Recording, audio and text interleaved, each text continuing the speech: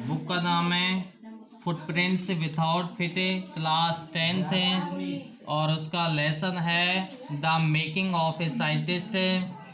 और अब हम इस लेसन में पढ़ेंगे एक अल्बर्ट रिचर्ड एवराइट एक लड़के का नाम है, वह कैसे साइंटिस्ट बनता है, किस प्रकार वैज्ञानिक बनता है, उसके बारे में इस पार्ट में हमें पढ़ेंगे। पार्ट स्टार्ट करते हैं। क्लास 10th का है, लेसन नंबर 6 है the making of a scientist. At the age of the 22 a former scout of the year excited the scientific world with a new theory on how cells work। देखो, at the age of the 22 वर्ष की उम्र, ए farmer मतलब होता उससे पूर्व, scout of the year उस वर्ष का स्वयं सेवक, स्काउट बोला जाता है स्वयं सेवक। एक्साइटेड उसने आश्चर्यचकित कर दिया, द साइंटिफिक वर्ल्ड इस वैज्ञानिक दुनिया को, विथ न्यू थ्योरी एक नए सिद्धांत के द्वारा, ऑन हाउ सेल्स वर्क कि कोशिकाएं, सेल्स मतलब होता है कोशिकाएं, हाउ मीन्स कैसे, वर्क मतलब होता है कार्य करती हैं, कि कोशिकाएं किस प्रकार कार्य करती हैं, इस सिद्धांत का प्रतिपादन करके रिचर्ड एवराइट ने जो साइंस की दुनिया थी, विज्ञान की जो दुनिया थी, उसको एक्साइटेड कर दिया, अर्थात आश्चर्यचकित कर दिया। रिचर्ड एच एवराइट इसका नाम है, इस बच्चे का नाम है जो बाद में जाकर के साइंटिस्ट बनता है। Richard H Ebright and his college roommate, Richard H Ebright और उसके कॉलेज के साथी, एक्सप्लेन मतलब होता है स्पष्ट करना, द थ्योरी उस सिद्धांत के बारे में, इन एन आर्टिकल एक आर्टिकल में, एक पत्रिका में वे इस सिद्धांत को एक्सप्लेन करते हैं, अर्थात स्पष्ट करते हैं। In the proceeding of the national academy of the science, और उस पत्रिका का नाम है national academy of the science. इस पत्रिका में रिचर्ड एच एवराइट और उसके कॉलेज के साथी ये जो सिद्धांत प्रतिपादित किया है, सिद्धांत का नाम है on how to cells work कि कोशिकाएं किस प्रकार कार्य करती हैं। इस सिद्धांत को उन्होंने national academy of the science, एक आर्टिकल है, एक पत्रिका है, उसमें इस सिद्धांत का प्रकाशन किया, अर्थात स्पष्ट किया। इट वाज द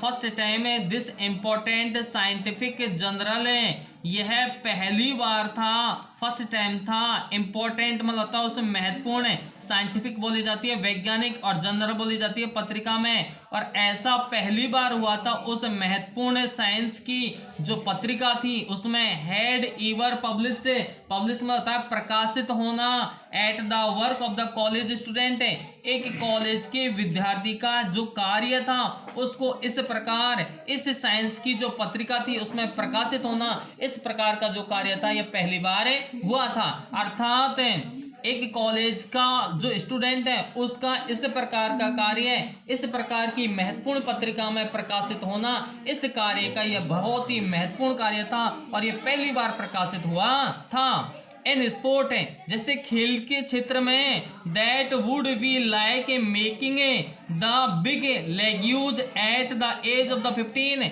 ऐसा जैसा कि खेल की दुनिया में, खेल के क्षेत्र में एक 15 वर्ष का लड़का है उसको शुरुआत में फर्स्ट में ही एक बड़ी टीम में खेलने का मौका मिल जाता है, इस प्रकार यह हुआ था। And hitting a home run your first time at a bat, और ऐसा होता है जैसे कि आपको पहली बार आप खेल खेल रहे हैं और पहली बार खेल खेलने में एक बड़ी टीम आपको सम्मिलित कर लिया जाता है 15 वर्ष की उम्र में, और जब आप खेल रहे होते हैं तो आपको एक्स्ट्रा रन मिल जाते हैं, इस प्रकार ऐसा ये पहली बार हुआ था। अर्थात इससे इसको कंपेयर किया, तुलना की है कि पहली बार एक कॉलेज के विद्यार्थी का कार्य इतनी महत्वपूर्ण पत्रिका में प्रकाशित हुआ था, जैसे कि उदाहरण के तौर पर बताया गया कि कोई सामान्य वर्ग का, कोई सामान्य लड़का 15 वर्ष का लड़का है और उस लड़के को एक बड़ी टीम में खेलने का मौका मिल जाता है।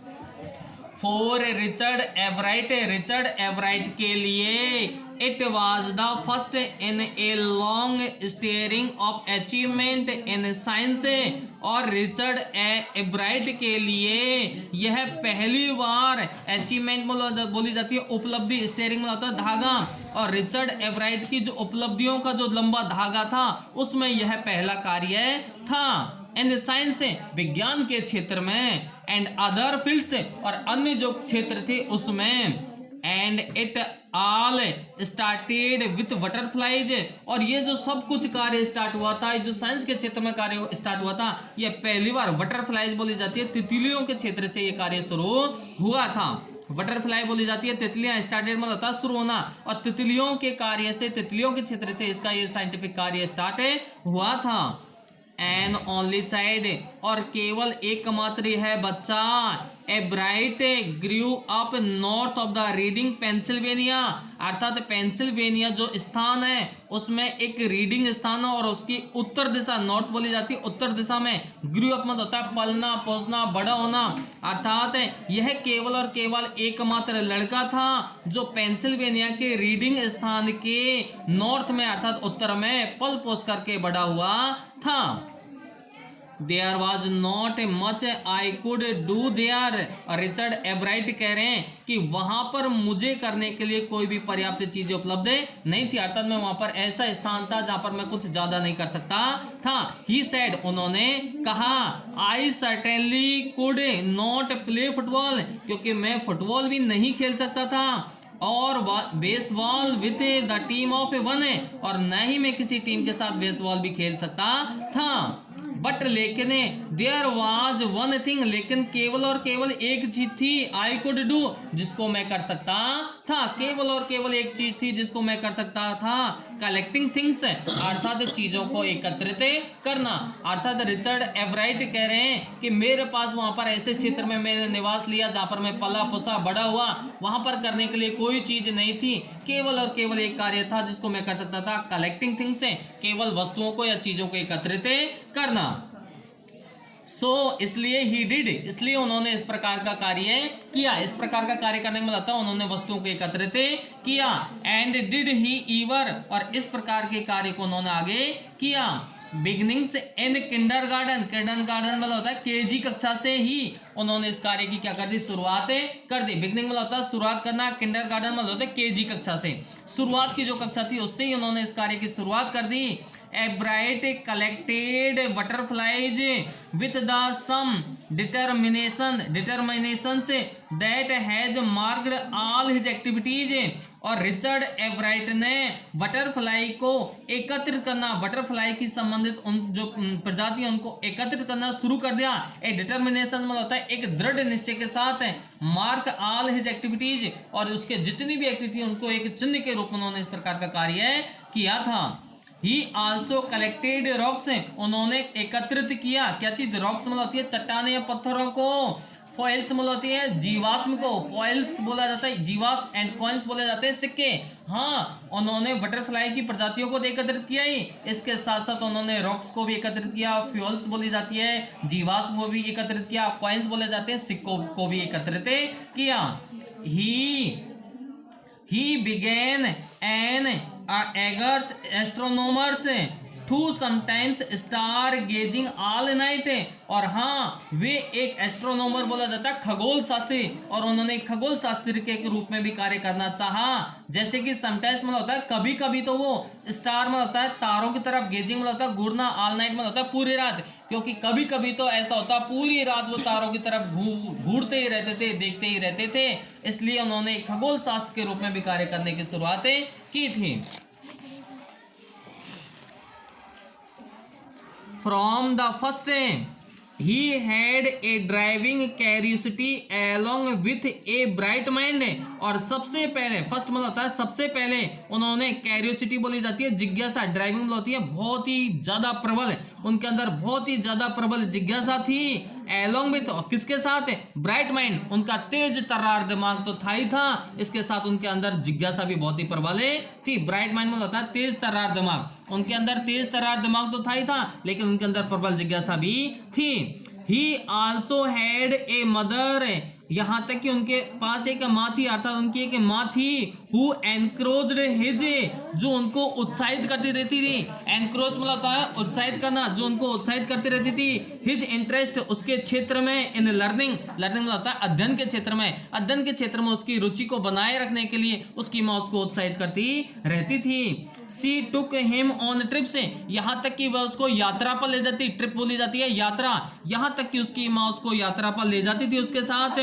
बॉट देम टेलीस्कोप, बॉट मतलब होता है खरीदना, हिम मतलब होता है उसके लिए, और उसके लिए टेलीस्कोप खरीदी थी, माइक्रोस्कोप खरीदी थी, कैमराज खरीदी थी, माउंटिंग्स मटेरियल्स और माउंटिंग मटेरियल्स खरीदी थी, एंड अदर इक्विपमेंट, और अन्य सारे उपकरण भी उसके लिए खरीदती थी। And help him in many other ways, और अन्य कई तरीकों से भी उसकी क्या करती थी, मदद करती थी। रिचर्ड एच एवराइट की, उसकी माँ उसके कार्यों में बहुत ही ज्यादा, अध्ययन के क्षेत्र में, उसके साइंटिफिक कार्य के जो क्षेत्र थे उन सभी क्षेत्रों में उसकी माँ उसकी मदद करती थी।